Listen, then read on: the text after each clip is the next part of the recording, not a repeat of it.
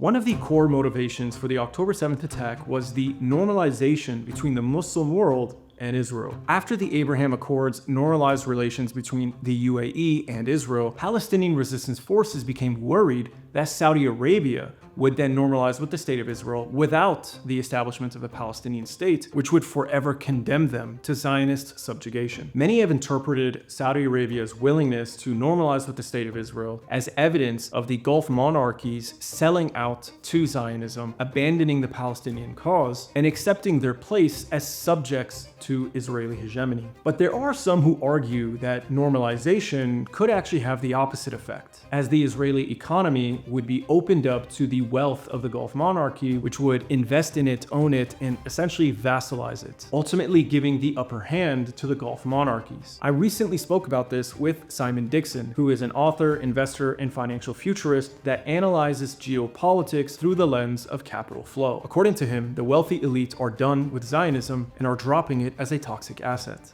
Power is not fully controlled on one faction. It is a power struggle, and I think Zionism will be a toxic asset. Israel will be acquired in distress. Both the Palestinian Authority and Israel will be GCC puppet governments, and their job will be to sell off all of Israel's assets and actually grow Palestine. And then eventually, over time, I think it will be an Arab majority, because only an Arab majority can achieve regional stability.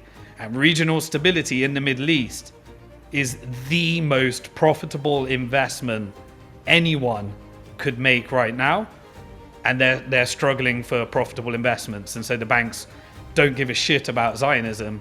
They care about what needs to happen to make money. In this conversation, Simon Dixon introduces us to his worldview, educating us on the world of finance and how it can ultimately be used to predict the direction the world is heading in. But I'd like you to start by just very simply introducing my audience to this concept of yours in which you view these geopolitical actions, right, these major events, through the lens of finance, whether it's crypto, Wall Street, etc.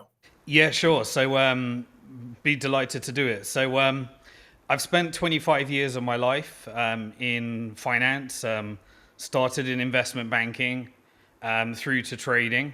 So I understand market flows and transactions.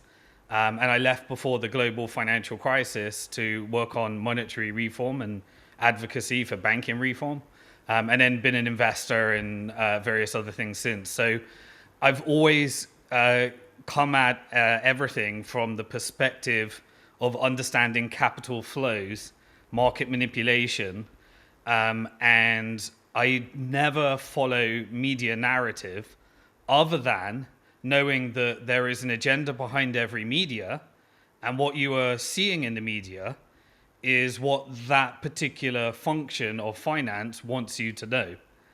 And so there is no real journalism, particularly in these corporations that are often a part of either a government structure or a private sector structure or some kind of affiliated agenda.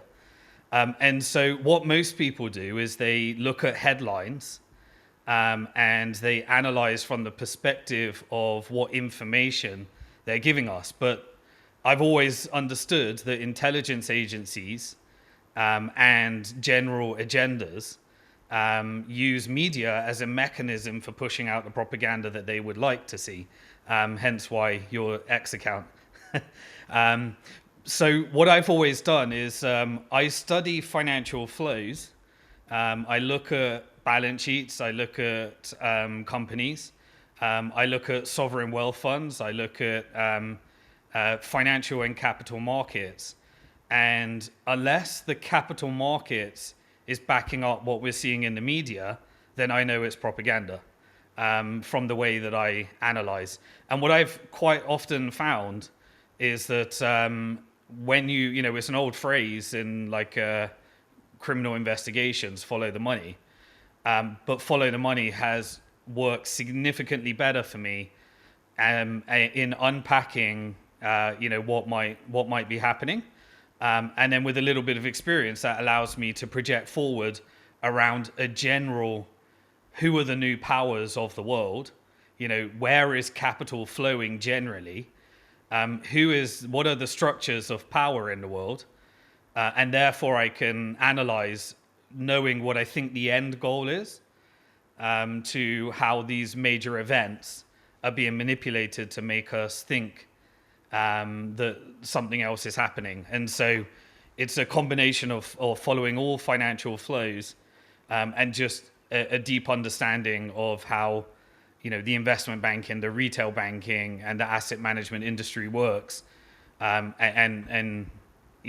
where the large pools of capital are, and what that means for geopolitics. Very interesting. So obviously, when people are interpreting a geopolitical event, they take into consideration a number of different factors. There are many drivers of a nation's interests.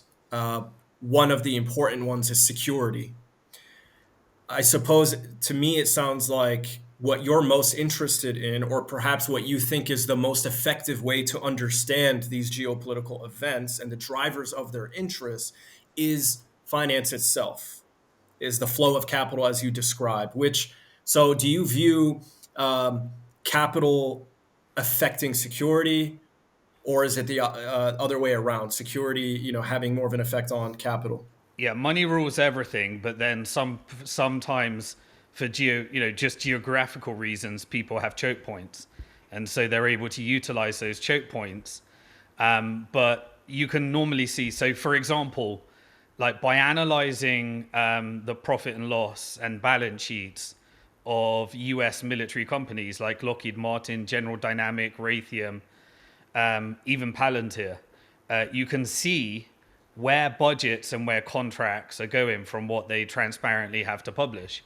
And I could see several years back that the types of contracts that were being secured in the Middle East were smaller and more defense related than attack related. Also, there was a movement towards cybersecurity and artificial intelligence. And I could see the military companies, they never lose revenue. They always have to find, if defense is less profitable than attack, because the more you can attack, the more money there is to be made. And defense, you have to substitute profits with something else, i.e., you're investing in the rebuild through finance, but obviously attack is always the forever war model is the most profitable model. So people often, they analyze, for example, Afghanistan and say that was a failure. It took 20 years to replace the Taliban with the Taliban, and they spent $2 trillion. That sounds like a loss. Actually, when you understand what America is, because America is a series of corporate powers that control government and have access to intelligence, and a very successful operation is for the deep state to be able to access the drug trade with poppy seeds, and control certain routes in order to get the drug trade flowing, and also steal $2 trillion from the American people through Pentagon budgets that you launder through to military companies and, colonies like Israel, where they do all the illegal stuff. The stuff you can put on the balance sheet, you do in America. And then you can see that, but the money always comes back to those military companies. And so when you see a media narrative is around, justifying why they need to go to war. At the moment, we're seeing they're killing the Christians in Nigeria, or they're killing the Christians in Syria, or we're taking on the terrorists, ISIS. All of these are just simply narratives for these black op operations and capital flows, because a really successful operation is still $2 trillion from the American people over to the American stock market. And that is a successful operation. You want to do that for as long as possible. And then eventually you can negotiate a military exit, but only once the banks, and like we're seeing in Syria right now, the banks want to get the rebuild contracts.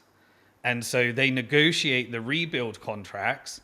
And if they need to change the regime change a regime, then there are negotiations based upon geopolitical power, like the overthrow of the Assad regime. I believe that everybody in the region had reached an agreement and then suddenly you get the actual execution of that. But one of the things you can see in general right now is that budgets are moving towards Europe.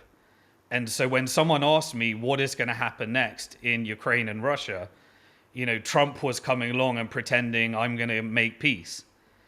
No, his job was to negotiate the European Central Bank to print more money, negotiate with NATO to increase the budgets up to 5%, and then get that money back into Lockheed Martin, General Dynamic, Palantir. And there's another $1 trillion of revenue to be made, because I believe that they're moving to the regional stability negotiation in the Middle East. Now, the defense contracts are moving to Asia Pacific. And so they want to sell more weapons in Philippines, in Japan, in Taiwan. And so they ratchet up narrative that China's about to reunify with Taiwan. But they know that that's never going to be a war, because that war can never happen. It would be $2 trillion of economic destruction if that war ever happened, and it won't serve the interest of the military or the technology and all the other power structures that exist. And so when you look at the world right now, we're seeing that we are moving towards the forever war ending in the Middle East, which removes the need for Israel, because they were always a conduit for destabilizing the region. And they have a plausible deniability story. What is plausible deniability? Well, previously, they would never, ever allow anyone to talk about Israel in terms of Zionism, in terms of old Nazi Jewish conspiracy theories, various other things. But once you see Tucker Carlson, Candace Owen, and even the revival of cancelled people like Nick Fuentes come online, and they're allowed and platformed to millions and millions of views on YouTube, that's not an accident. That's because there is an operation to strategically weaken Zionism as an ideology, de-radicalize the evangelical Christians, and then at the same time still satisfy those hardline radicalized Americans that believe they want to take out that they need to return the Messiah and various other things. And so this is just an example of make China the fake enemy but never escalate to war, invest in regional stability in the Middle East, and then they're manufacturing civil unrest within America. Depending on your algorithm, you'll get Jew hatred, Muslim hatred, and you'll get narratives like, the Christians, they need to come and save the Christians in Syria and Nigeria. And we're cracking down on drugs, even though the CIA is the drug trade, so we can go into Venezuela. And what you're seeing is essentially America shrinking into a regional power where the military can only make up for lost profits through its neighbors. And so Europe is being sacrificed, destabilized. The traditional tactics of colored revolutions are coming home. And so they're using their own tactics, because the power structure is global in nature. It doesn't care about America. It doesn't care about UK. It doesn't care about Europe.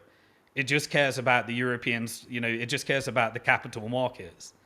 And so it's asset stripping from the people, redistributing wealth to capital markets, and then they're simultaneously hedging into other regions and where the next profit centers may be.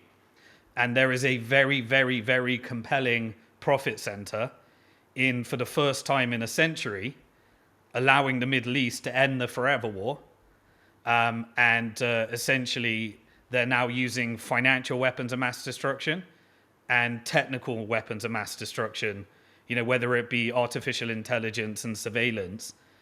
But they're switching towards regional stability. And you can see all that in the forward-looking financial statements and where the contracts are going and the capital flows, and then combine that with the strategic weakening of the dollar that we're witnessing right now, and also the energy market. So I think when we first met was on a space. And my analysis, which was getting a lot of pushback from everybody, this isn't a real war. This is not Iraq. This isn't World War III. I can tell that from the energy markets. I can tell that from the various financial interests that this is what I call the 12-day theater rather than the 12-day war. Very, very interesting. There's a lot to unpack. We'll try to take it like step by step. But you mentioned Israel, and I think this is very interesting because, from your perspective, if I'm understanding you correctly, it sounds like you're saying they are reducing the need for Israel. Now, the interview I just did the other day was with a professor of sociology and historical materialism, Professor David Miller in the UK. Um, he was arguing that Israel is um, establishing itself as a Jewish empire, and they are going beyond just the Greater Israel Project, which we understand is visually on a map. What you see from a lot of these far right extremists is like from the Nile River to the Euphrates, right? So from Egypt all the way to Iraq. But he argues actually that they're extending further, that they're reaching into Africa and they are reaching globally through the different industries that they get involved in, the Zionists. So whether that's AI, defense, energy industries, whatever the case may be. So his perspective obviously is not that there's being a reduction for the need of Israel, but actually Israel is continuing to rise and has even more ambitions. And they view themselves as like they're preparing themselves to inherit portions of the U.S. empire, or at least control of it. We don't have to discuss his perspective, but I just provide that to demonstrate that your view is drastically different. So the other day, Donald Trump announced that there would be a ground force in Gaza to uphold the terms of the ceasefire and maintain stability until further agreements can be made for a lasting peace.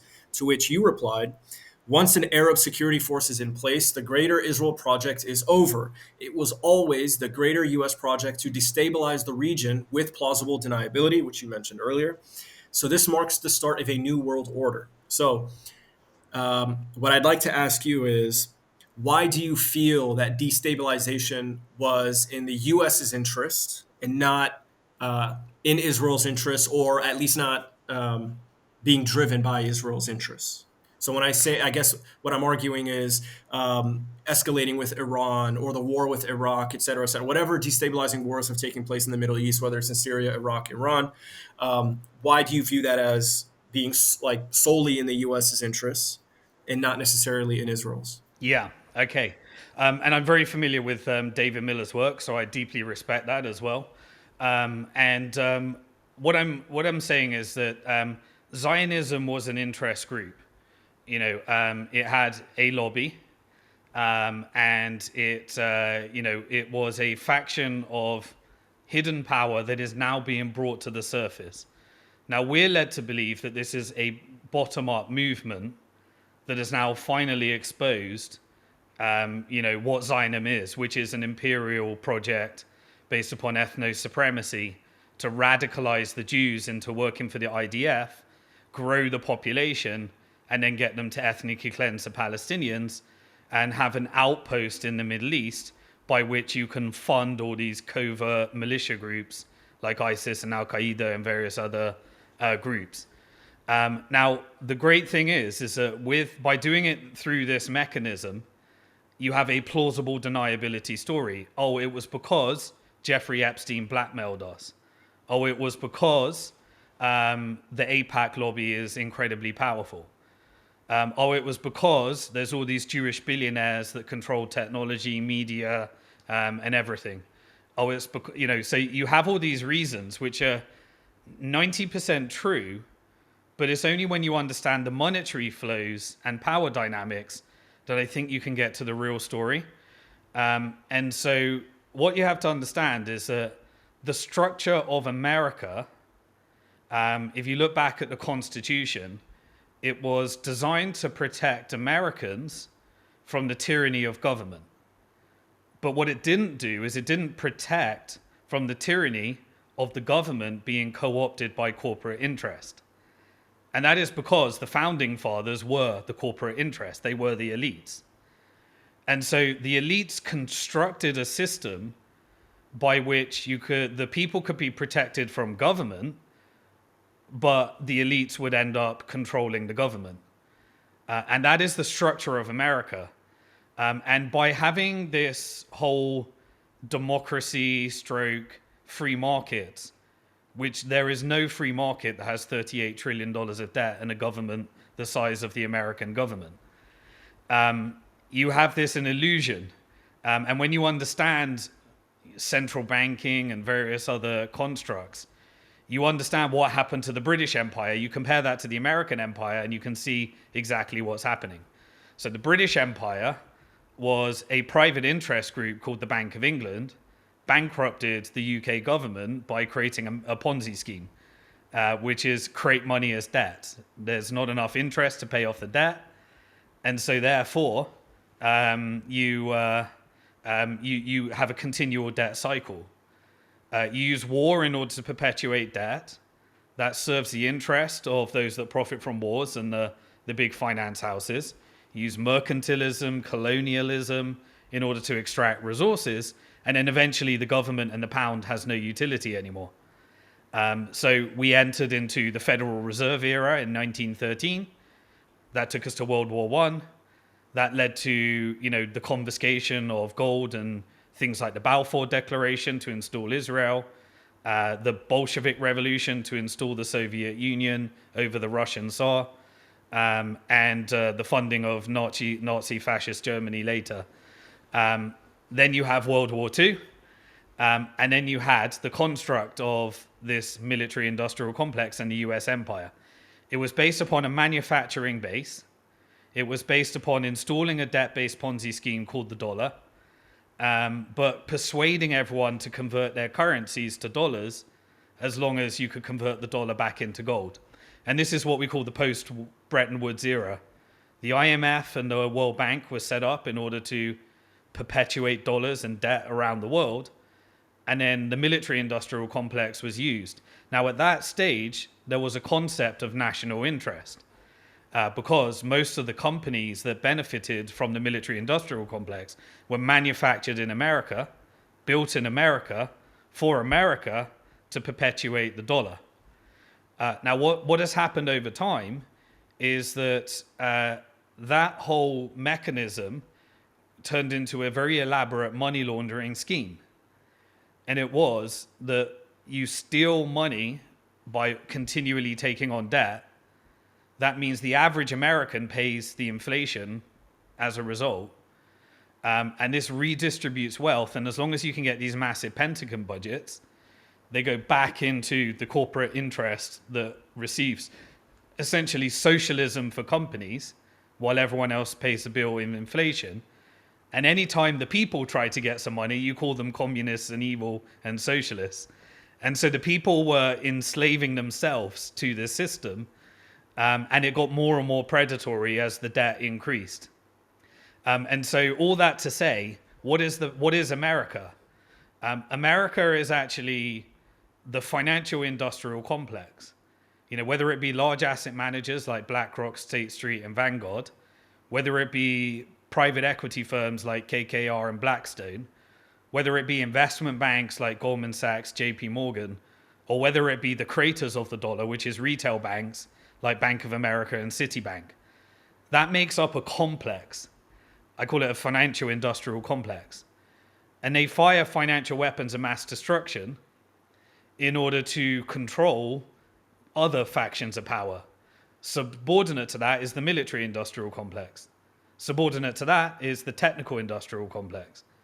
If you look at Google, if you look at Palantir, if you look at Apple, all of those technologies came from Pentagon budgets. The technologies were created for killing and war, and then eventually commercialized into a corporate structure, handed over to the CIA and intelligence-funded operatives, and then commercialized and created into iPhones and various other things. But they always needed intelligence to steal the resources from Africa. And various other, when you look at all the flows of resource to electric car vehicle or semiconductor chip. And so all of these resources are the covert wars and operations that are fought. But there's one fundamental thing. Because the dollar fundamentally is a debt-based Ponzi scheme, there is no America. There is what I call a K-shaped economy. A K-shaped economy, if you think of Trump when he goes like this, the rich get richer and the poor get poorer. And I need to put a MAGA narrative to make people think that what's happening here is acceptable. And so the media is used to weaponize narrative when essentially all that's happening is the debt ceiling's increased to 5 trillion. A big, beautiful bill has sent $1.3 trillion over to corporate interest. And you need to create a narrative. And he's also reset the world order through tariffs. We'll go into that one in a bit.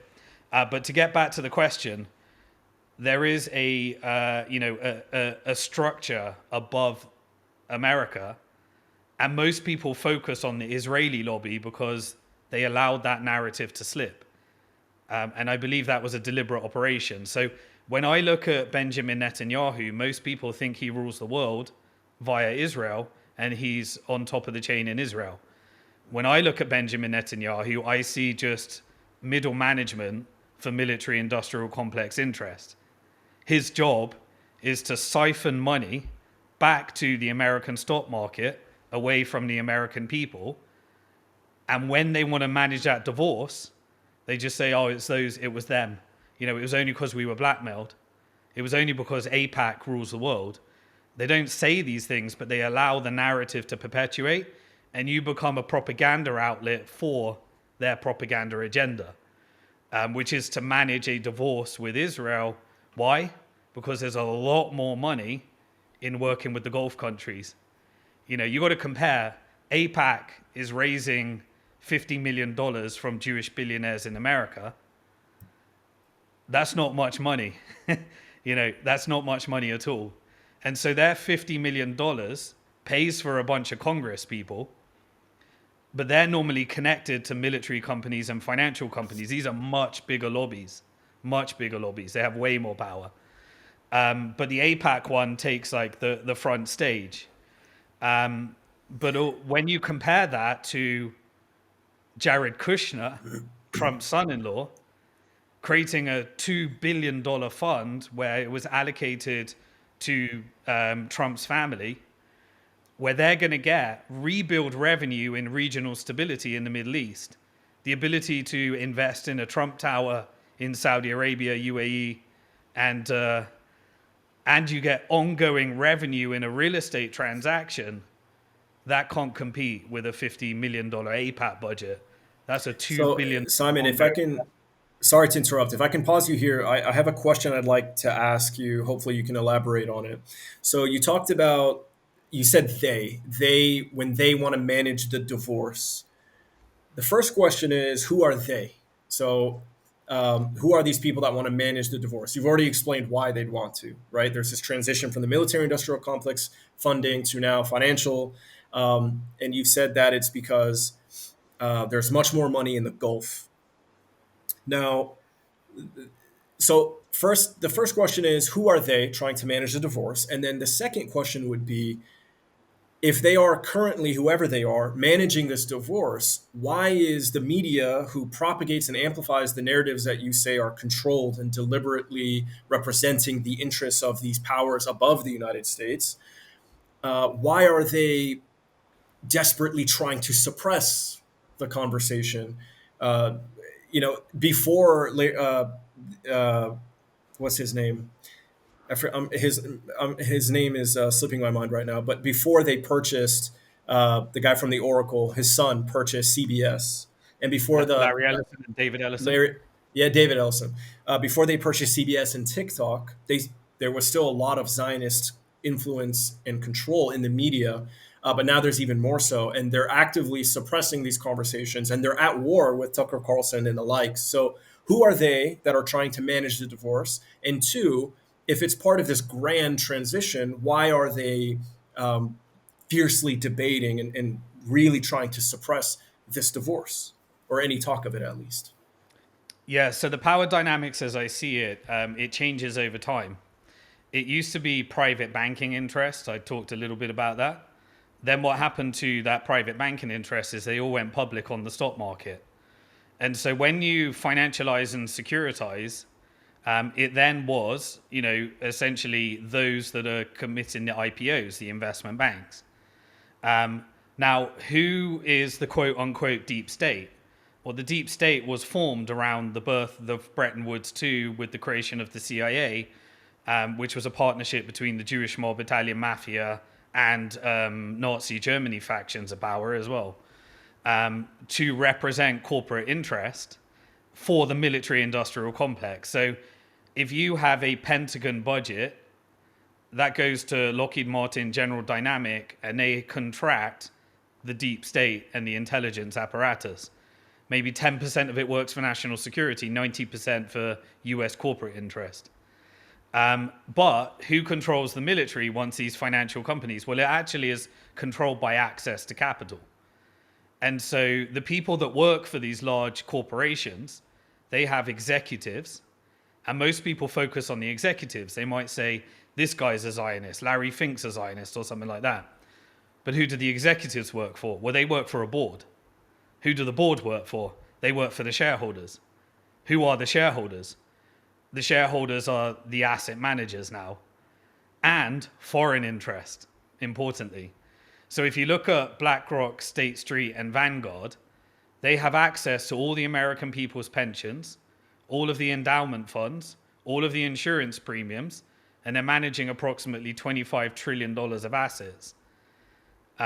Through this mechanism of control, the investment banking industry that continually creates these financial products, and the buy side, so it's the sell side, which is the investment bank, the buy side is the fund manager, they have somewhat of a decentralized network.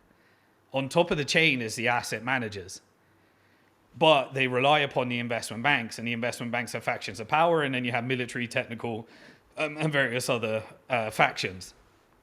So then you ask, who are they? Well, who is BlackRock, State Street, and Vanguard? Public companies. So who are their shareholders? Well, they're shareholders in each other. Who are their other shareholders? Well, they're all institutional shareholders. So then you look at, this is actually a self-perpetuating scheme. Now, who's the largest foreign investor in BlackRock? Oh, it's the Kuwaiti Sovereign Wealth Fund.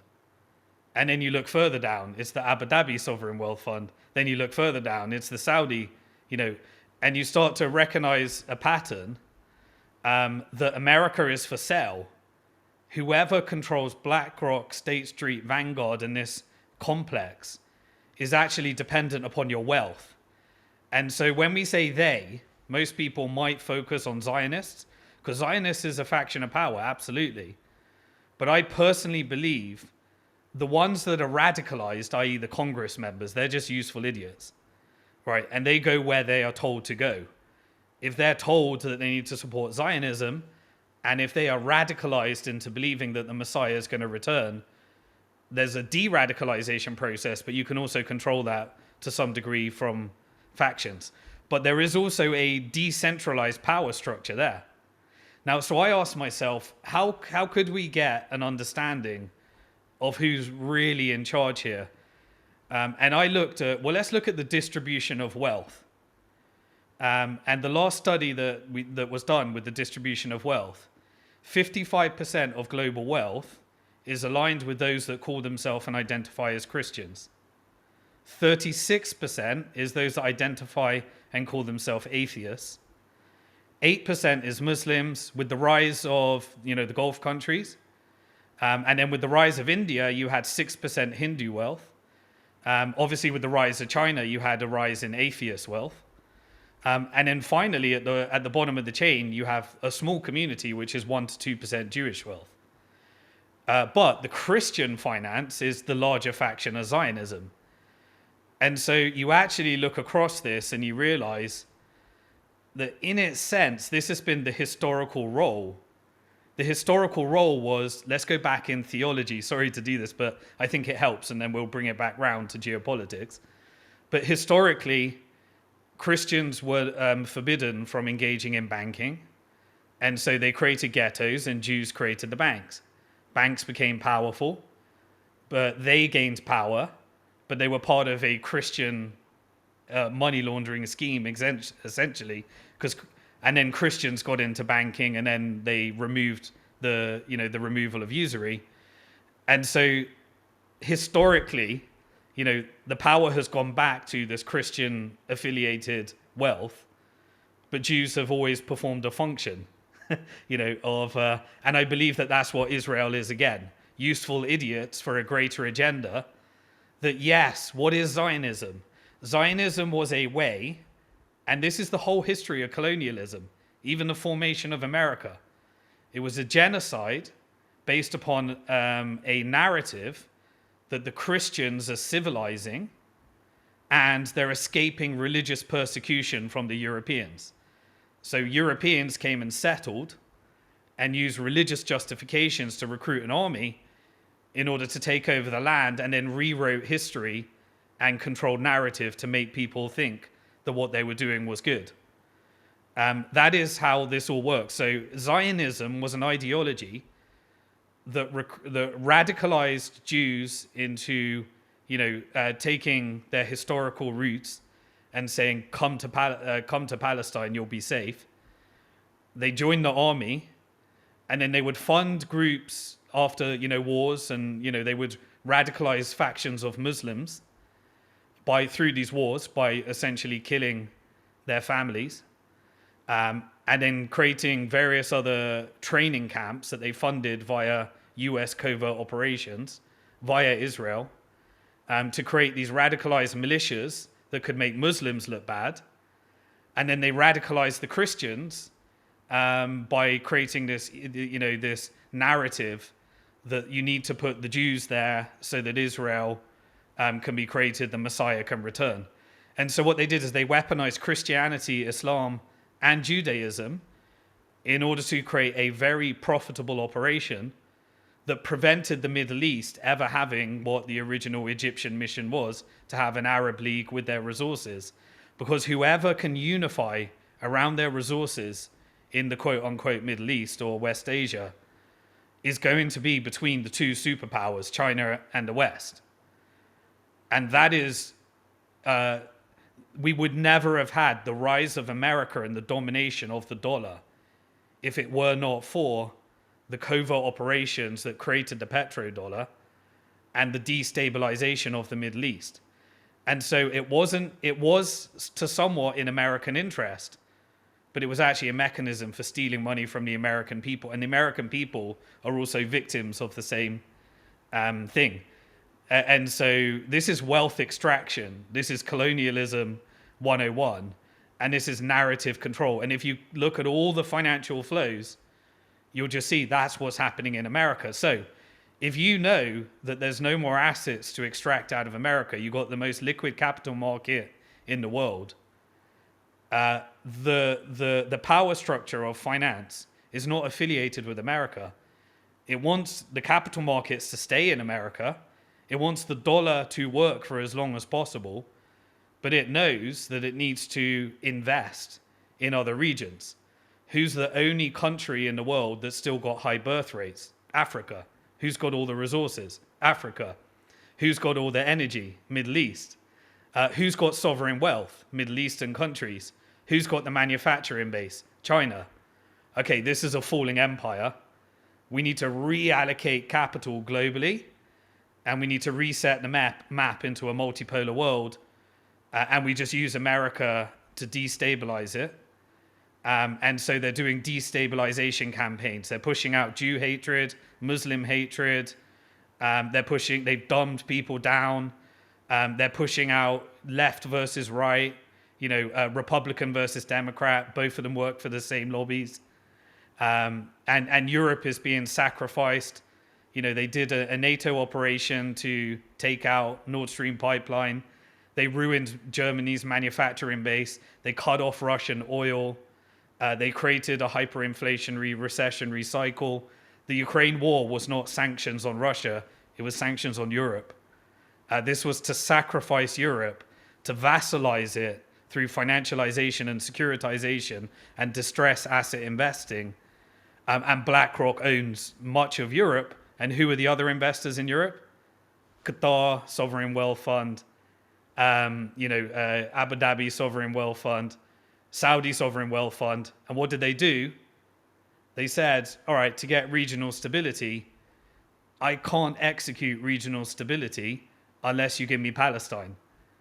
And so they bought Europe and said, recognize Palestine, while they negotiated with the financial industrial complex and said, right, we'll give you this Palantir technology, we'll give you this routes, but what we need to do is we need to get someone like Netanyahu to not too much of Israel is nationalized. We need you to financialize, securitize, privatize, put it all on the stock market, and then we'll buy those assets in distress. Essentially, they did. I believe they're leading up to a regime change in Israel, and so they need all of those polarization and division, because it is civil unrest in the West, and vassalization of the whole Levant, including Israel and Palestine. And if you look at all the monetary flows of Trump's not investing in America, Trump's investing in the Middle East, Trump's borrowing from China, and Trump's facilitating tariff policies that are pushing the whole world closer to BRICS and destabilizing America. That's BlackRock's policy. That's not Trump's policy. So that's the recognition. Governments don't work in their corporate interests once they've been vassalized into this financial industrial complex. Okay, this was a lot to digest. Very, very interesting. And it's definitely opening my mind up to a whole new way to kind of understand what's happening geopolitically. And so that's fascinating for me. If I could bring you back to the question, however, that I had. So you've answered who they are. And I understand it's very complicated because of the relationship, which it sounds like a revolving door, as you've stated, right? From the asset managers to the investment banks to sovereign wealth funds, they're all investing in one another, and they are essentially cycling wealth, through each other. In a sentence, it's wealth, and wealth changes, and wealth is fluid, and the network can throw your wealth away. If you want to take Elon Musk, decrease his net worth, and increase Larry Ellison's net worth, then you can take the US Department of TikTok, you can put it within Oracle, you can engineer a 40% dump of share price, you can issue him some share options, and then you can allow him to borrow against his stock in order to make additional investments. And so through these financial weapons of mass destruction, you control the major factions of what looks like wealth. And wealth and power dynamics continually change. But you can look at, in a simple way, who are the shareholders in BlackRock as a proxy for who is on top of the Western power structure. Right. So that answers they.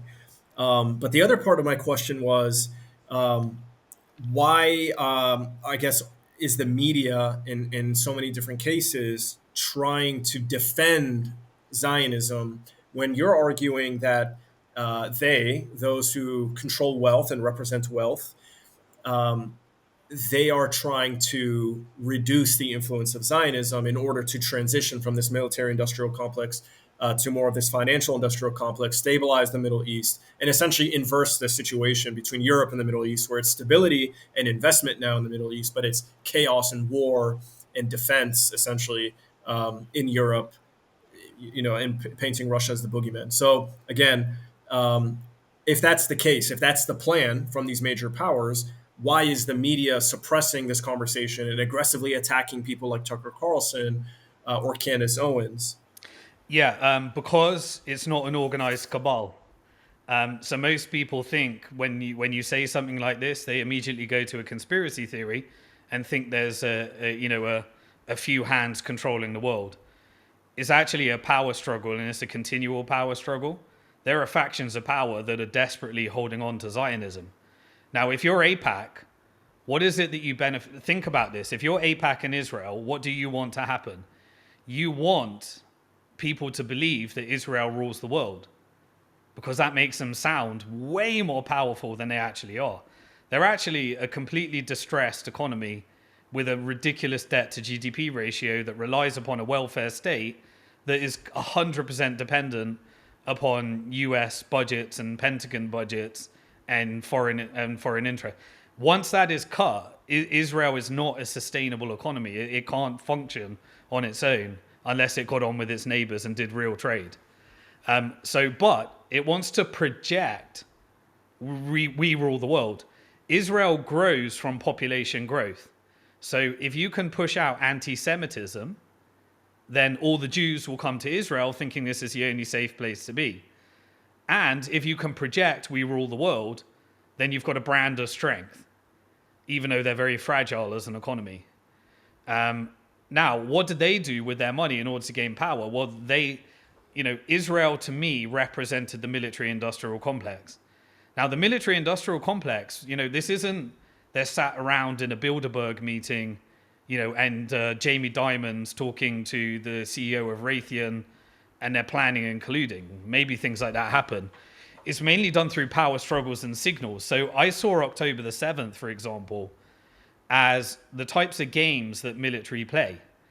And I don't think they know fully the outcome, but they try and influence the outcome. So I think they said to Netanyahu, right, October the 7th, that was allowed to happen. I believe every power in the region knew it was going to happen.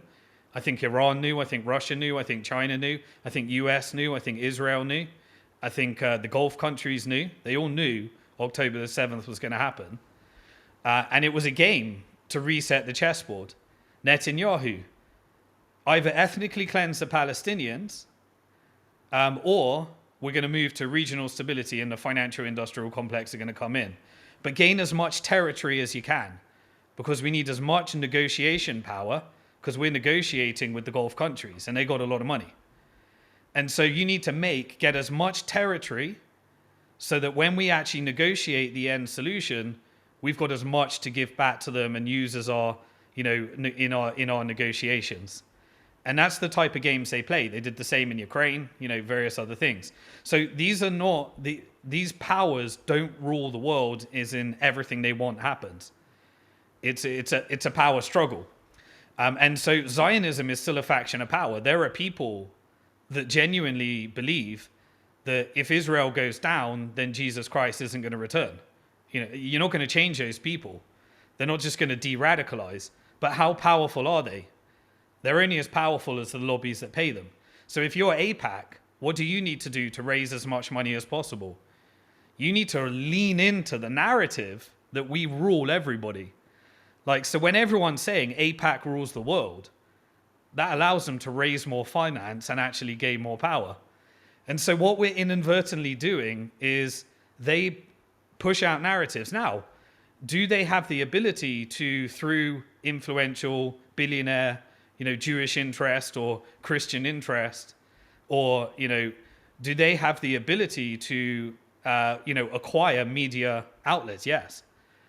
And so then you have a power struggle, right? What is my weapon? Well, I've got more influence over YouTube algorithm. Well, I got more influence over X algorithm. Well, I've got more influence over the next films in Hollywood. Well, I got more influence over the deep state. And so normally the military industrial complex and financial industrial complex are aligned. They have been with the forever war model. They've been profiting from the $10 trillion of assets they created while bringing all the revenue back into military companies. But then you switch to a power struggle. The military says, I want Zionism to prevail. I'd like to carry on with the destabilization forever war. And finance says, well, I want to work with the Gulf countries, and the Gulf countries are saying we have to have a Palestinian state and we want to vassalize as much power as we can. So I'm going to actually, through my network, sponsor people to push out a narrative. So one faction of power could be saying, let's give Tucker Carlson and Candace Owen, and let's take Nick Fuentes away from cancel. And they could control the algorithm in order to give them the traffic. And now we can dump Zionism, turn it into a toxic asset, get the whole of America to hate Zionism, think that they're the ethical people, America's ethical, it's only those Israeli terrorists. And, we would never have done that. It was just because of Trump wouldn't do that. He wouldn't sleep with an underage person. You have to be forced by Jeffrey Epstein to do that, and so those types of things. So all this to say is that there is a power struggle, and this is factions of power, and Zionism is still a powerful asset. But ultimately, do I think that Larry Fink and Jamie Dimon give a shit about Zionism because they want to bring back because they care about a Jewish home? Absolutely not.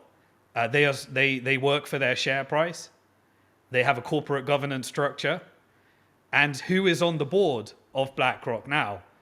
Well, actually, the CEO of Saudi Aramco is on the board now. Why? Because they invested significant amounts. And so you can buy power and you can change ideology.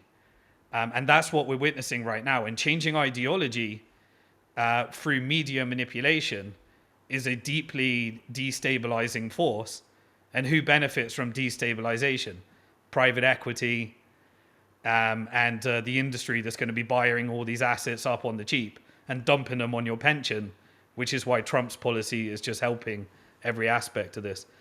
So, power is not fully controlled on one faction. It is a power struggle. And I think Zionism will be a toxic asset. Israel will be acquired in distress. Both the Palestinian Authority and Israel will be GCC puppet governments. And their job will be to sell off all of Israel's assets and actually grow Palestine. And then eventually, over time, I think it will be an Arab majority, because only an Arab majority can achieve regional stability. And regional stability in the Middle East is the most profitable investment anyone could make right now. And they're struggling for profitable investments. And so the banks don't give a shit about Zionism. They care about what needs to happen to make money. And I'd like you to elaborate further if you can. Why does it matter, this narrative, for people to say, well, it wasn't really us. We were being blackmailed or bribed or lied to, manipulated by the Israel lobby? Why does that kind of narrative matter to these power brokers? You mentioned that they want to de-radicalize a significant portion of the population that are Christian Zionists, evangelicals, that believe in this. So is that why they need to establish this narrative and de-radicalize the population in order to remove support for Zionism as they make it a toxic asset? Or are there other reasons? Is it a combination of several things? Yeah, so the weaker Zionism is, the cheaper the asset is that you can buy in distress. The more powerful Zionism is, the more powerful the other factions of the negotiation that are holding on to their interests. And so the way that I see it, and again, it's not a perfect science, but I've been pretty accurate in seeing things that most people can't see at the time. So it is essentially in my map of the world, as I see things, is asset valuation and negotiation and leverage. And the more power you can give to a faction, the more weakened you can make, the more distressed assets become. You tweeted about this the other day, but apparently Israel's steel and defense industries are being potentially going to be sold off to foreign investors. So can you talk a little bit about that and how that fits into the theories and the ideas that you're describing? Yeah, so if you look at the GCC at the moment, the Gulf countries, I believe that they're playing an element, they compete as well. So as I said, this is not an organized cabal. This is competing interests. But I believe the whole region is on board with the regional stability. And by the way, I want to say one thing, and then I'll go back to that. The reason this is happening now, and the reason the last 100 years of analysis are not what I think we're witnessing, is one thing: it's the rise of China and the fall of America. So most people are analyzing from a perspective of dollar dominance, and America is projecting strength when it is actually being strategically weakened. And it's being weakened by the financial industrial complex very deliberately, and it is hedging its bets. So this is not like the rise of BRICS. The word BRICS was actually Goldman Sachs that created that term. Then they created it. This is the financial industrial complex in the West cooperating with the Gulf countries and BRICS in order to reset this world order. So why is the last 100 years of analysis irrelevant? Because that was dollar strength based upon the military industrial complex and the financial industrial complex. The financial industrial complex is dumping the dollar now, and it is resetting the world order. So it is negotiating, and China is the manufacturing base. China has the Belt and Road Initiative. China has the rare earth minerals, which are the components of the semiconductor chips that the entire US military is dependent upon. So when you look at America, you know it's all a farce when you look at America relies upon rare earth minerals from China and enriched uranium from Russia. Do you really think they're in a trade war? No. This is the execution of a reset of the world order to change capital flows and make profits in the process. But back to the question. So that's why, the rise of China and the fall of America changes everything. One other thing, and then I'll get back to your question. America is no longer a consumer of oil. It is energy independent. So America they compete with the Gulf countries. So if you look at the flows of capital right now, China's buying all the oil. China's creating all the product. And so the world is working with China because China's negotiating deals where they're doing almost like these barter trades, even with sanctioned countries like Iran and Russia, where they're producing all the goods, they're buying all their energy because they don't have their own energy. They're investing in renewable energy. And America's not even a customer anymore. America's not buying, shit from the energy. In fact, they want to sell their oil and gas to Europe. And so they destabilize Europe to get it away from Russia and over to them. And so they're controlling their sphere of influence. And so if you're a Gulf country, the traditional narrative is, and it was historically accurate, that they're bootlickers of the Zionists and they love America and they just sending all this money to America and they're doing it because the Zionists own them. That historically was a reflection of the power structure at a time. But now they got $5 trillion of sovereign wealth and they need China. They don't need America. So what are they doing? Trump's going around and bragging $17 trillion of investment. What does foreign direct investment mean? You familiar with the IMF? The IMF forced through investment the colonization of countries. The Gulf country buying artificial intelligence, data centers, NVIDIA chips, Palantir technology. That is reverse colonization. Now America's still powerful. They still want this relationship between China and America. In fact, they reduced the petrodollar from 70%, from 100% to 70%. They're going to control the yuan, the petro yuan, and the petrodollar. The position for them is to be an incredible superpower in the middle of all of these different forces. That's why regional stability was so compelling for them. And what did they need to do? They just needed to stop being useful idiots for the American military-industrial complex. How did they do that? Well, China normalized between Iran and Saudi Arabia. And when China normalized between Iran and Saudi Arabia, shortly after, we got October the 7th. That reset the chessboard, and now we're getting the moves that I think we're going through right now. So that is why it's happening now. It's because of China, and you can't analyze from the perspective of dollar dominance.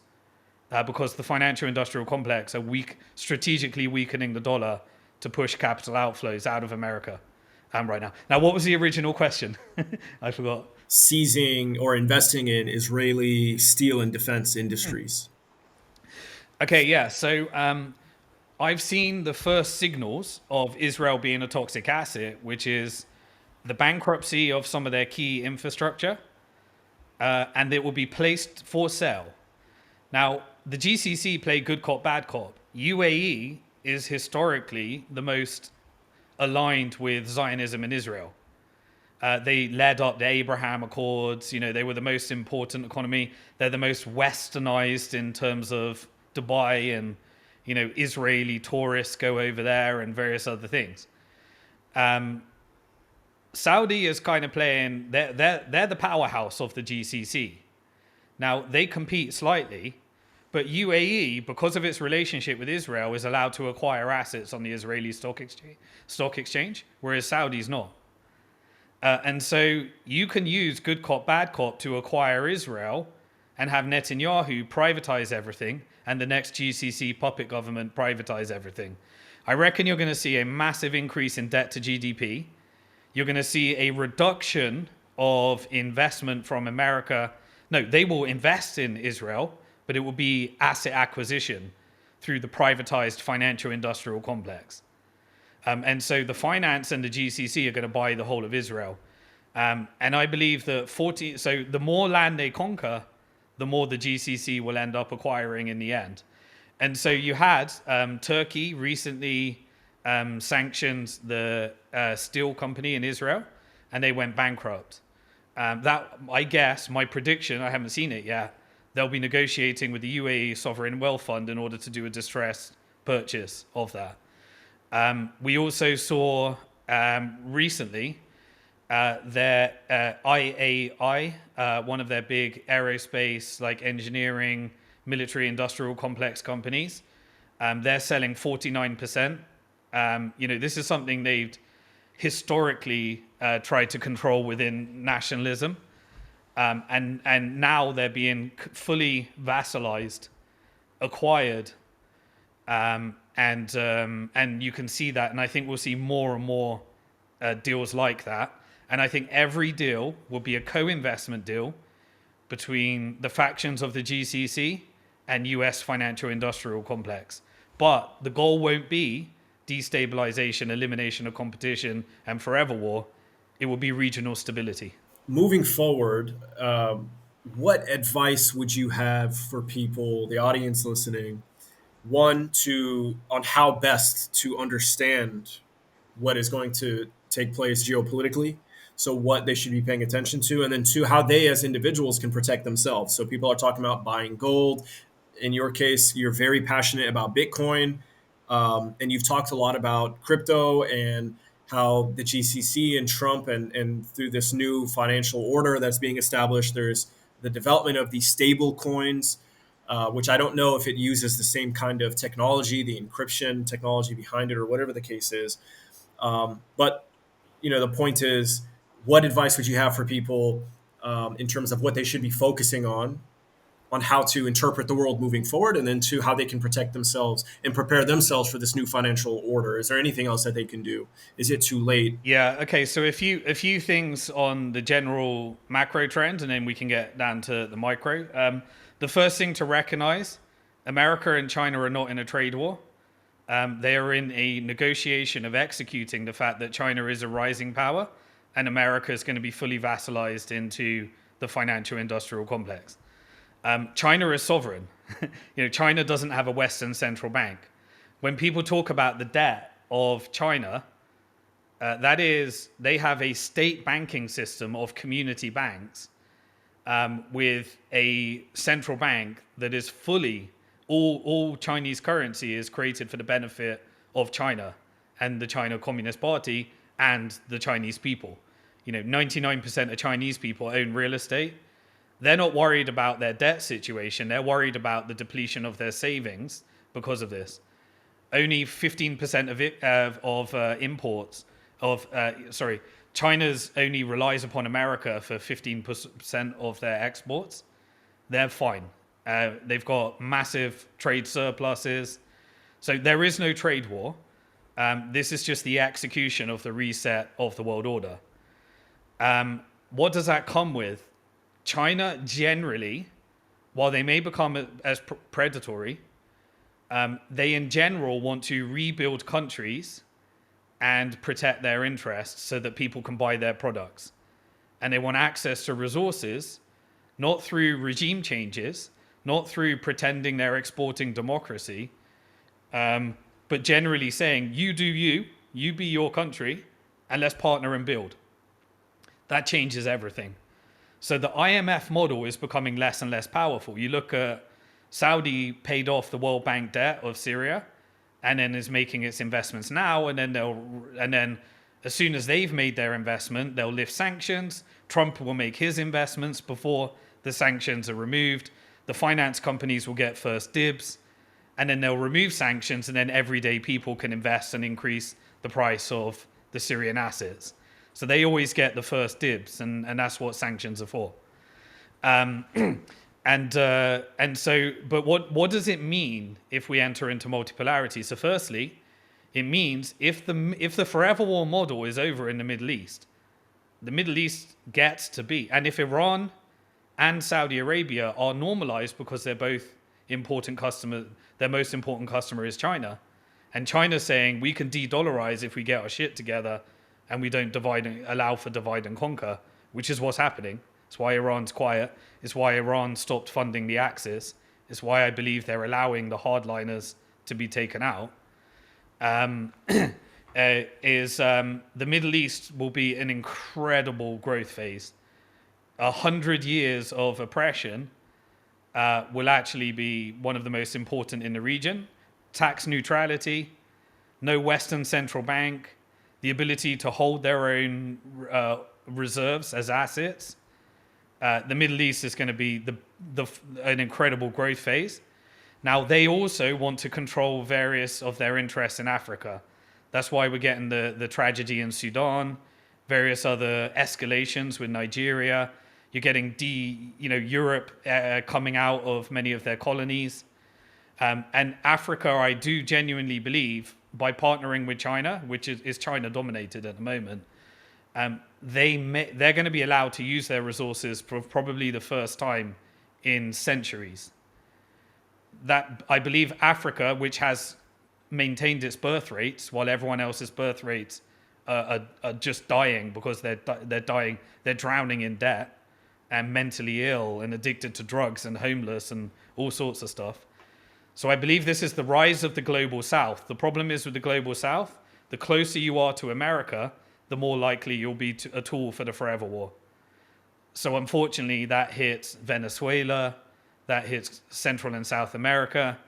But China and America are genuinely saying, where are the red lines in terms of our territory?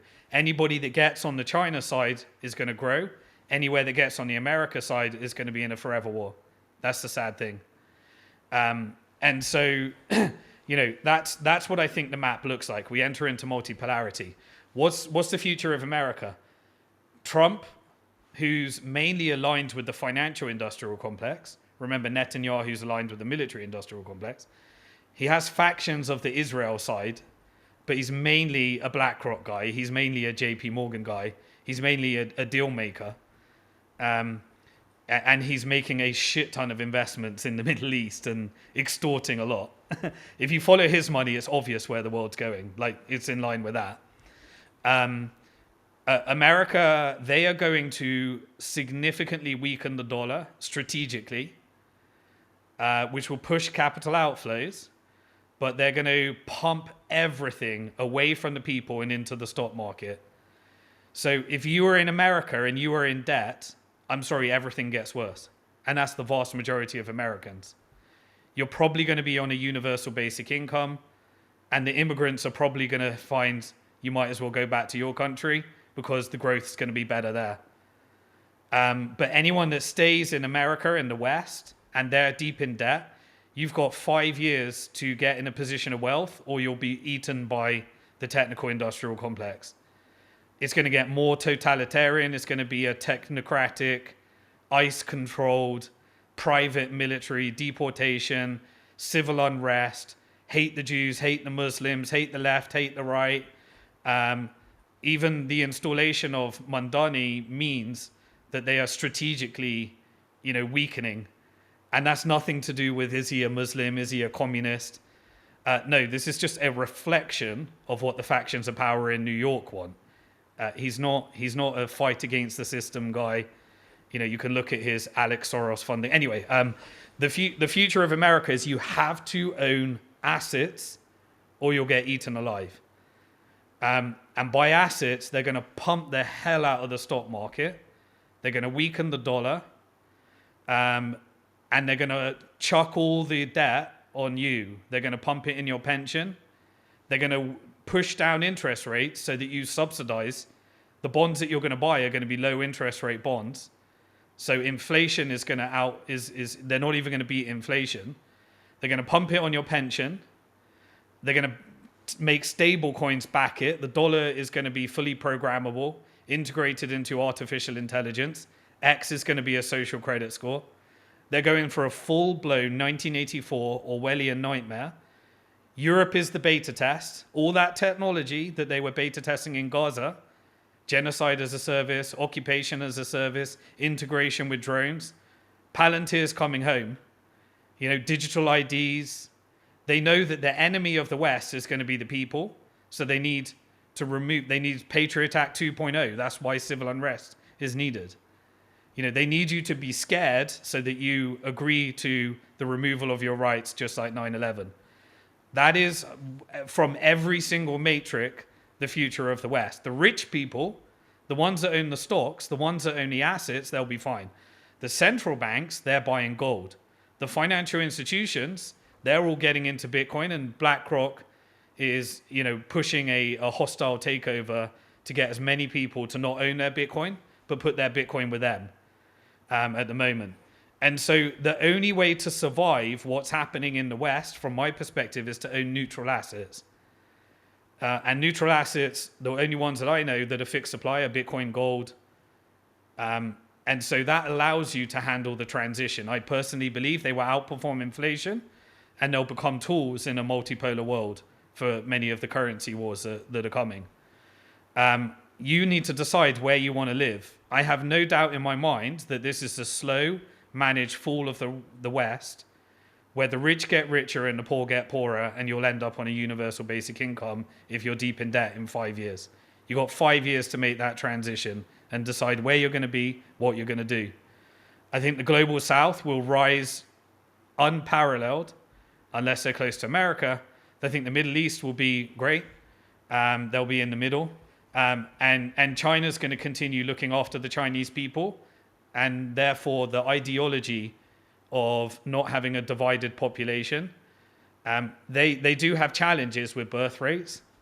They do have challenges with robotics, artificial intelligence, but both of those are going to be robotics and AI centers, and the data and the energy is in the Middle East.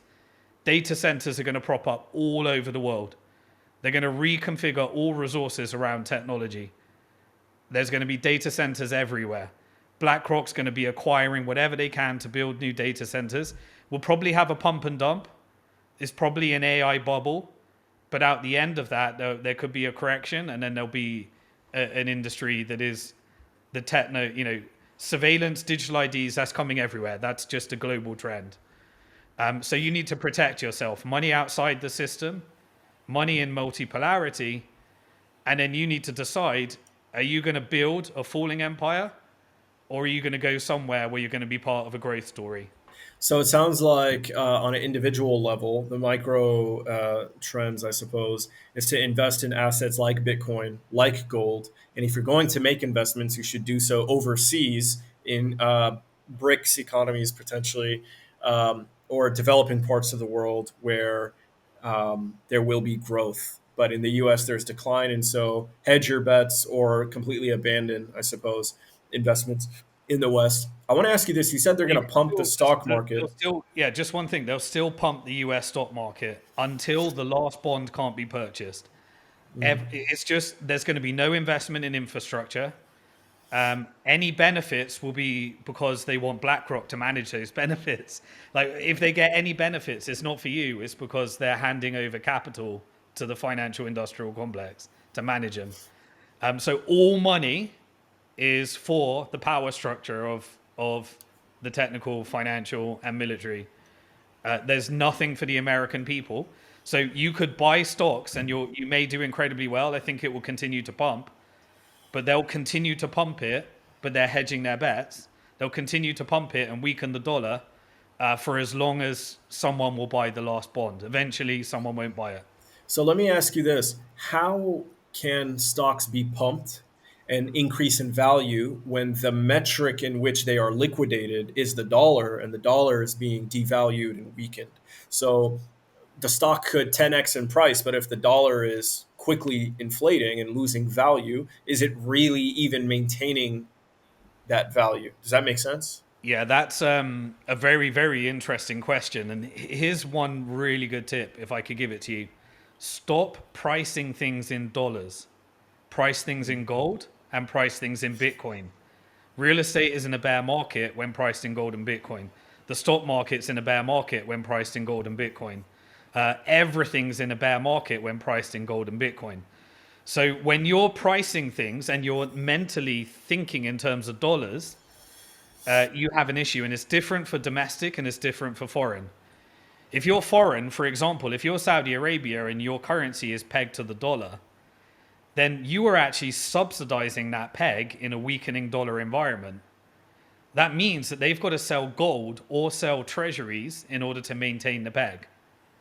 Eventually, if they're selling oil in dollars and the dollar's weakening, then they'll look to hedge that in alternative currencies with alternative corridors like China and the global south. Plus, at some point, they'll need to depeg. So this is a managed transition. I don't know how long they're going to take. Maybe they take 10 years. The British Empire, when the pound fell, the dollar's going to look like the pound does today. You know, when it eventually, it was a managed 20-year transition. So now that could happen sooner because we're in a technology world and everything's faster, or it could be happen, but they will do managed decline.